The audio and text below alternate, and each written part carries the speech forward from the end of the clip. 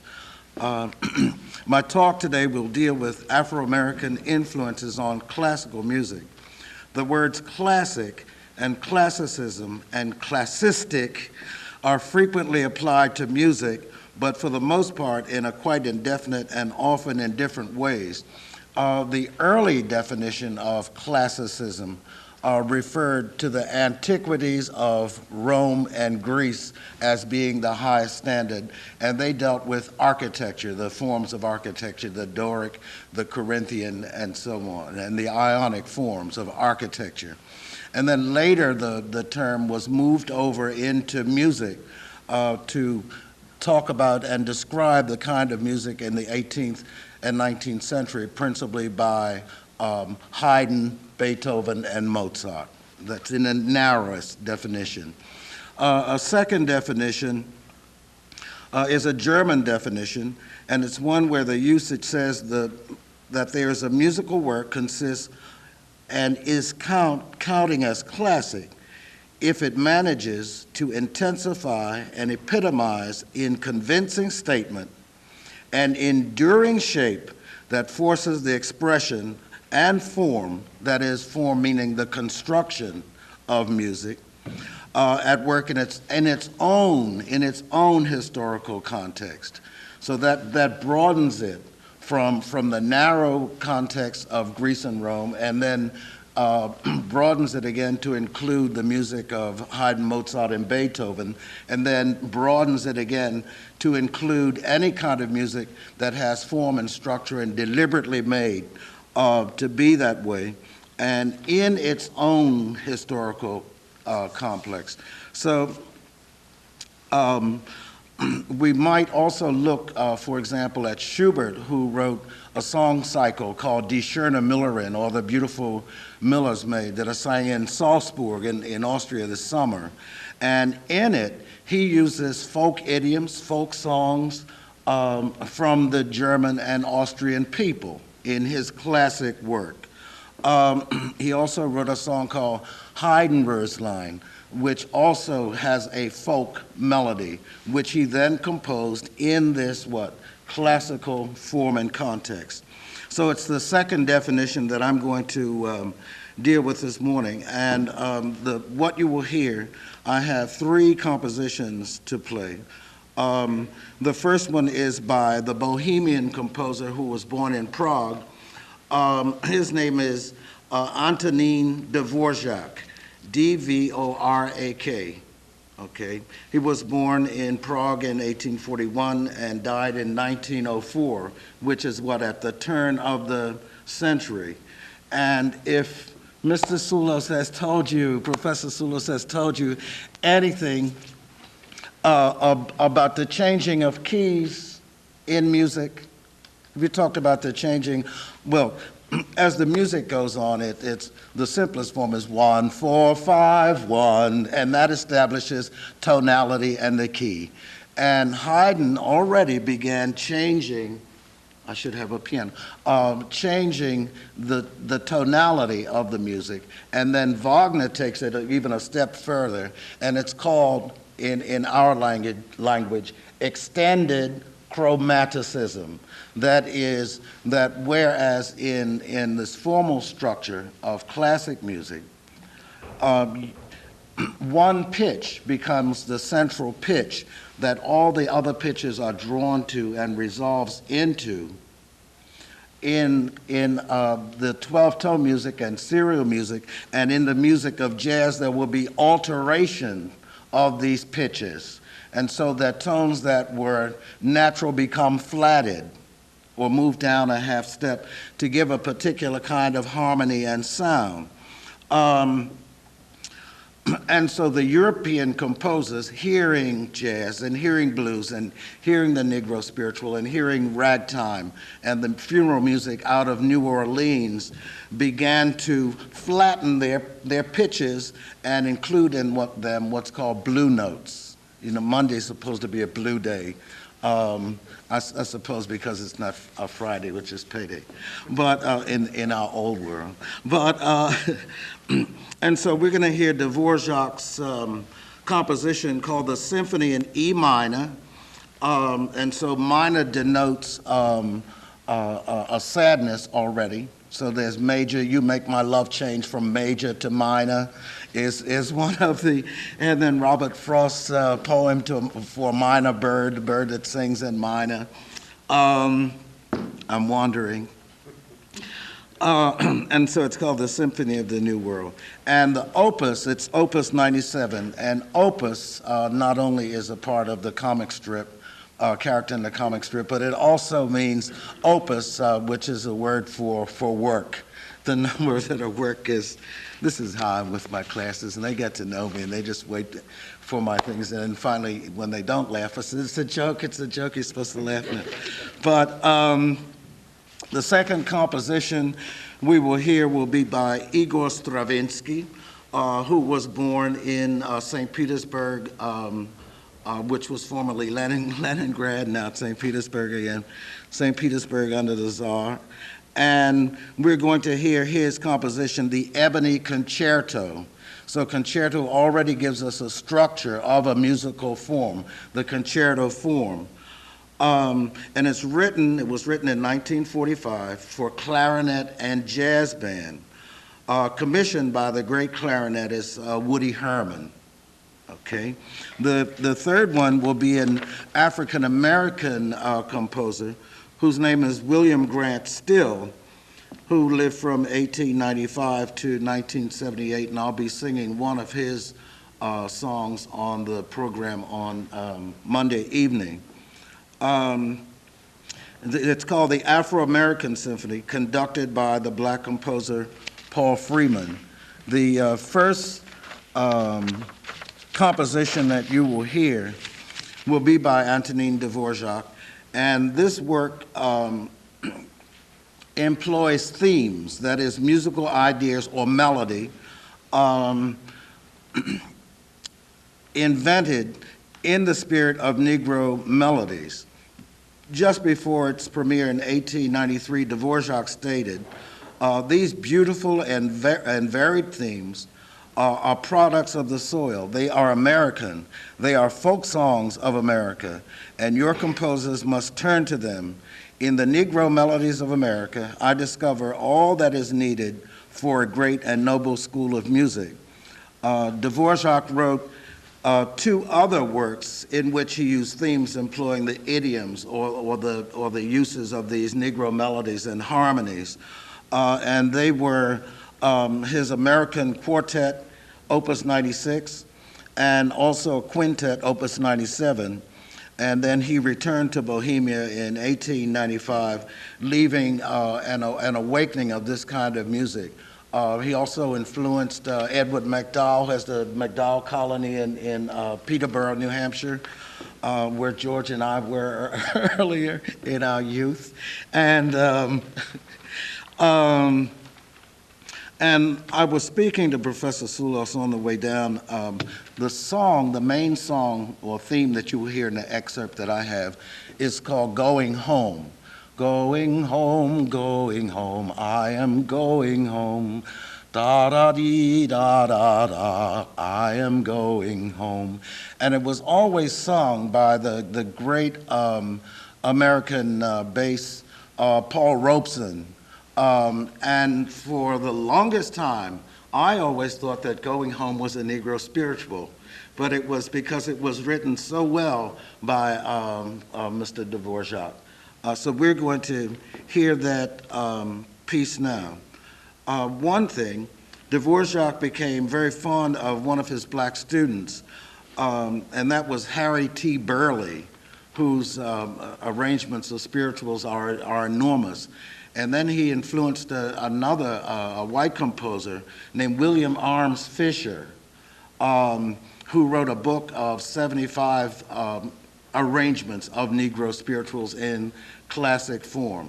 And so I might say really here very quickly, just as Schubert took folk melodies and put them into a classical form, what the Negro spiritual is that you will hear in all three of these compositions is Afro-American religious folk music. That is, it doesn't have an author. The music springs from the hearts and the minds of the people, very different from what you see in the hymnal when you see anonymous. But these came from the hearts and souls and minds of the people, and then arranged by classical musicians, okay, for performance. Whereas the spirituals were used to ease pain, to prepare for the next world, since this was so terrible to the slaves, and that life would be better in the next world because this one was not satisfying. So you'll hear that, and a few bars on the clarinet and so on. So here we go with this beautiful melody.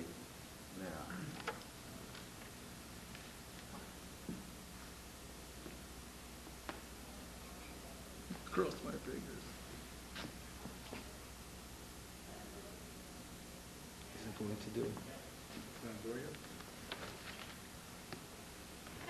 It's going around.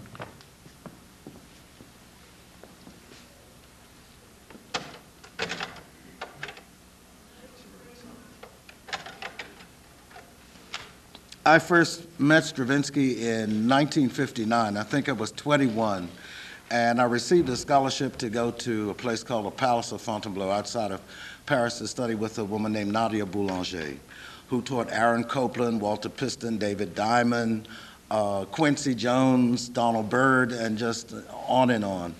And I had never heard of Stravinsky at that time. I'd heard of Schubert and Beethoven, and so, but not Stravinsky. And when I got there, obviously this man was of great importance, and the greatest musical people were there. Menuhin, Yehudi Menuhin, and all the great violinists and conductors, and everyone was paying this great homage to Stravinsky. But Nadia Boulanger, who was the director of the school and teacher of us all and mentor even to Stravinsky, Stravinsky was conducting his own work called the Rake's Progress. And she jumped out of her chair and banged up and went on the piano and screamed, and she said, "Mr. Stravinsky, why is it that you cannot conduct this piece?" She said, "You are not conducting what the composer intended." And so she was telling him how to conduct what? His own composition. And he was saying, "Yes, mademoiselle, yes." And I said, "Oh, this is really fantastic." So he was born in St. Petersburg, formerly Leningrad, on June 17, 1882, an American composer of Russian origin. He was living in Russia and then fled to Paris as an emigre and then to the United States. His father sang bass parts in the opera, and that's where he got his first instruction. He also wrote, we're going to hear the Ebony Concerto for Clarinet and Jazz Band. It was commissioned by Woody Herman, and on this recording, Stravinsky will conduct again his own composition. Stravinsky also wrote some other classical music that used Afro-American influences, and that was a piano rag music in 1920 for 11 instruments, and included a piano rag in his movement in his L'Histoire de Soldat, the story of a history of a soldier, which is called A Soldier's Tale. You may have seen the movie as well in 1918.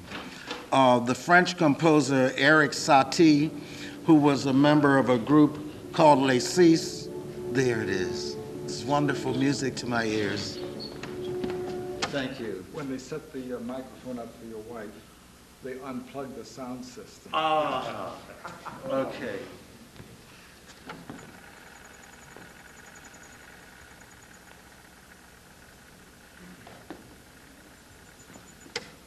I'll just conclude this for just a moment. I'll just conclude this talk about Stravinsky in order that we will hear all three compositions. The French composer Erik Satie was a member of a group called Les Six, or the Six, which included, if I can remember, Francis Poulenc, Erik Satie, Georges Tailleferro, Darius Milhaud, and there were two others whose name I can't remember. And I studied with a man named Pierre Bernac in Paris, for whom Poulenc had written all of his songs. And so Poulenc would also come to the lesson. So I had a great time. As Ernest Hemingway says, that if you live your life as a young man in Paris, you'll never forget it because it's a movable feast. You can always take it with you. So I'm still living off of that early feast. He wrote a ballet piece called Parade, or Parade, in 1917. And in there, the American girls dance in ragtime. Paul Hindemith, 1895 to 1963, inserted ragtime in the finale of his piano suite in 1922. Stravinsky was only the first to use jazz idioms in 1946 when he wrote this Ebony Concerto that you will hear as the second piece. Now I can push the button.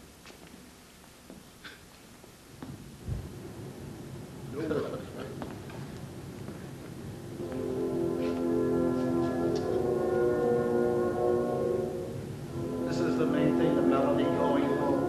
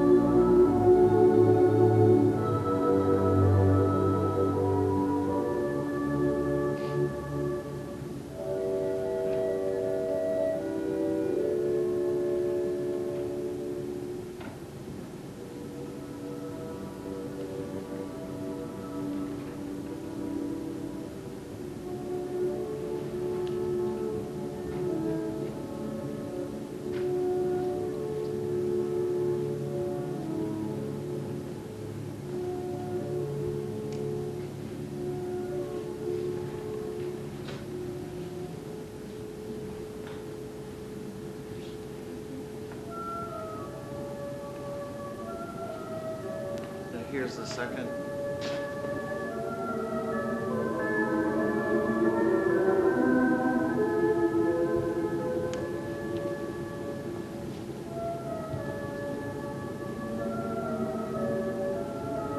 Dee-da-da-dee-da-da-da-da. This is bottom.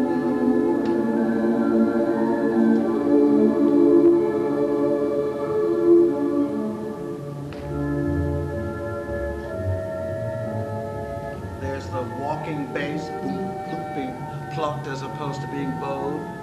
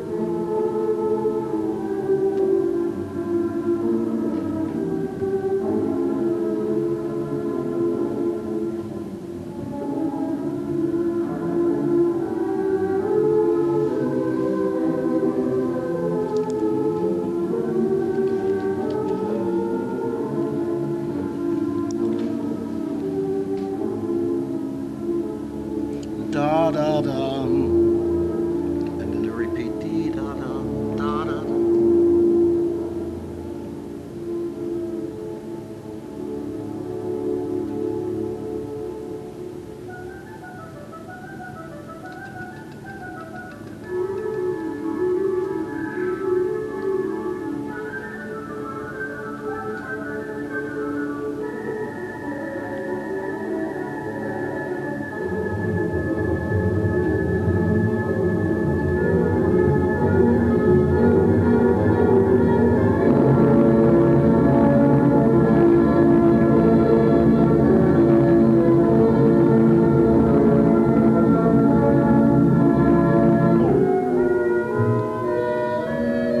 Now this is, that was an abrupt change, as you can see.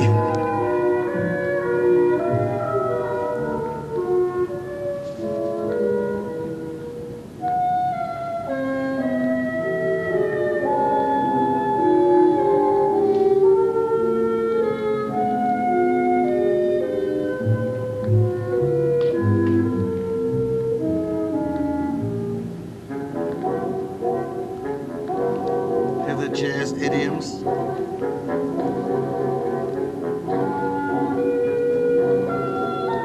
Sounds off key. Those are the blue notes.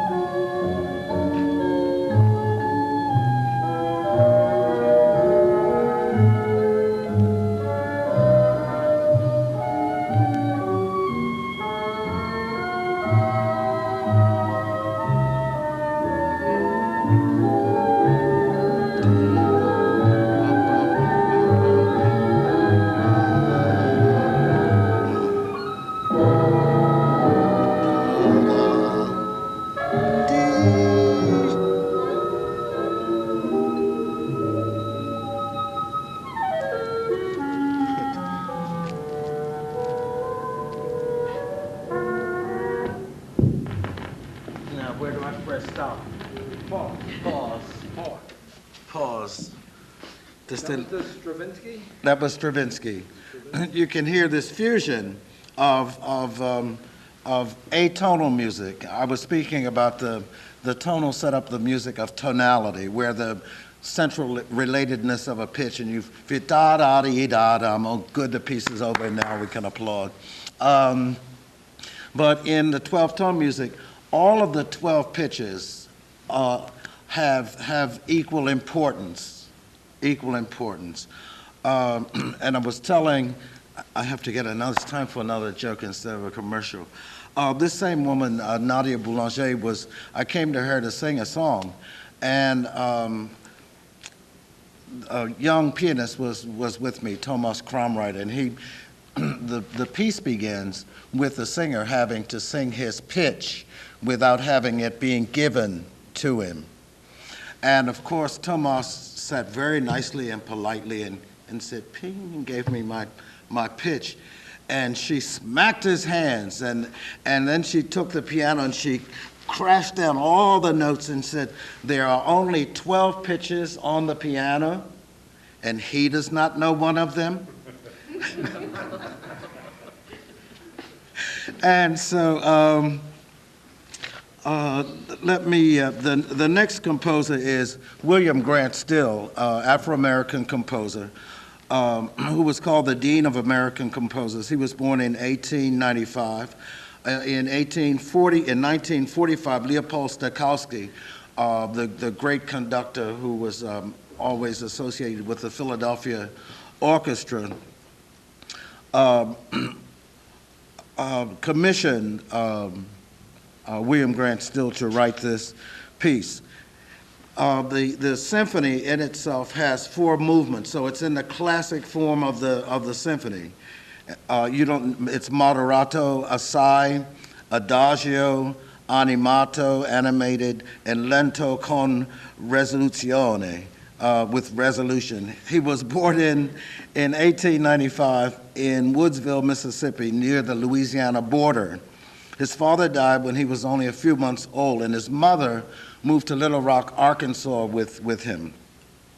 She remarried, and it was there that Still heard the recordings in his opera recordings in his stepfather's collection.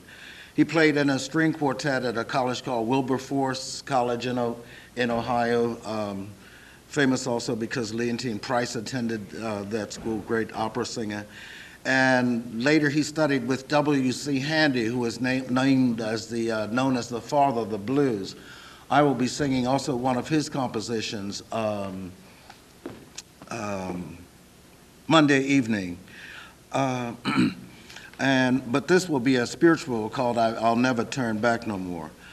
Then he joined U.B. Blake's orchestra and played in the pit in an orchestra. U.B. Blake is a black composer who wrote Shuffle Along, a Broadway play, and lots of other music. Love Will Find a Way, I'm Just Wild About Harry. I don't know if you know that, but and studied with George Chadwick in Boston, then at the New England Conservatory.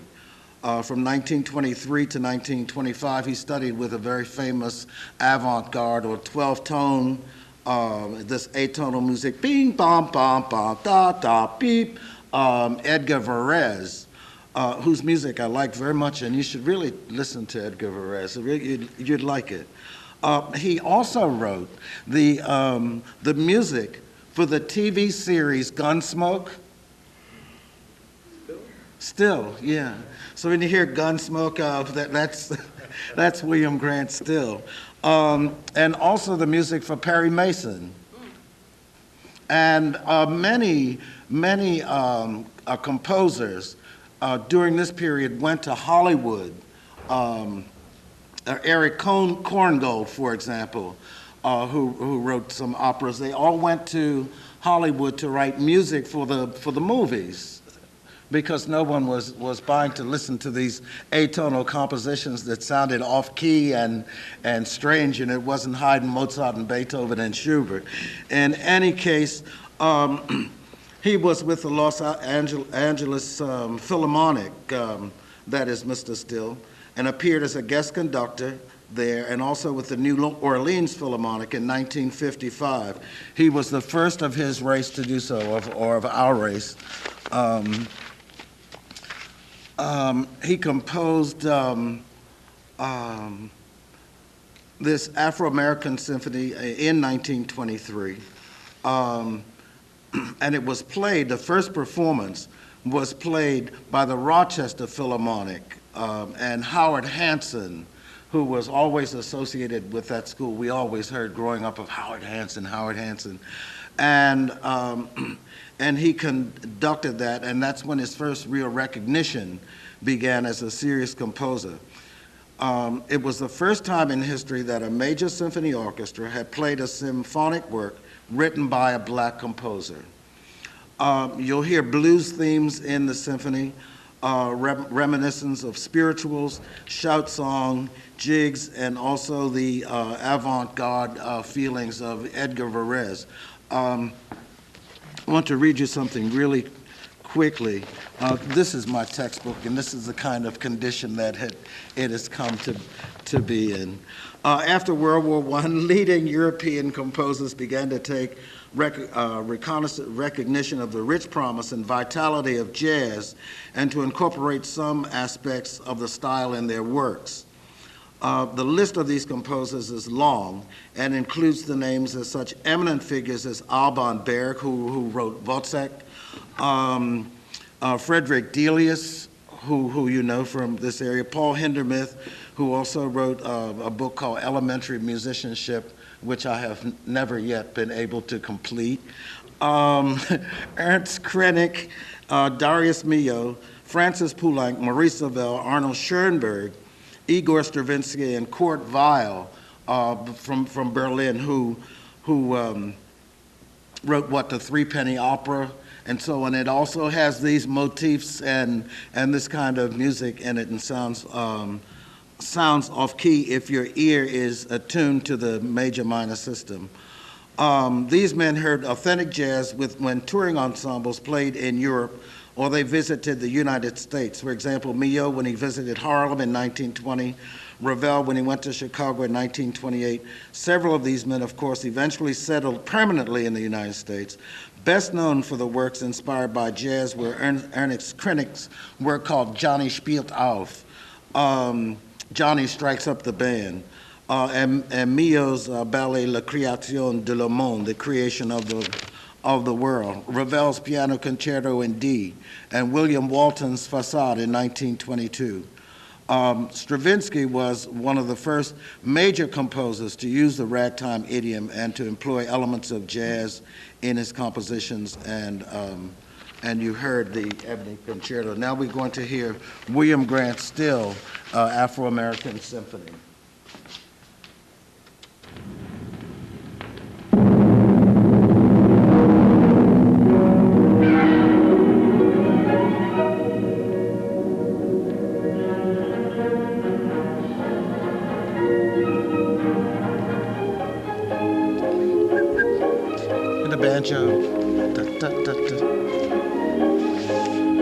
Sounds a little like Aaron Copland, too.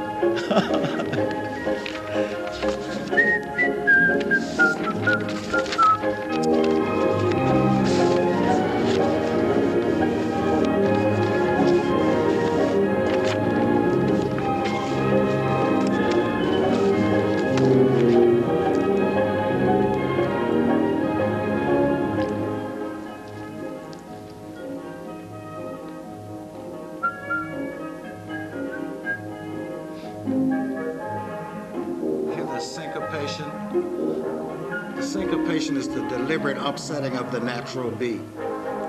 So if it's 1, 2, it's ba, ba, ba, ba, it comes off the beat, off beat.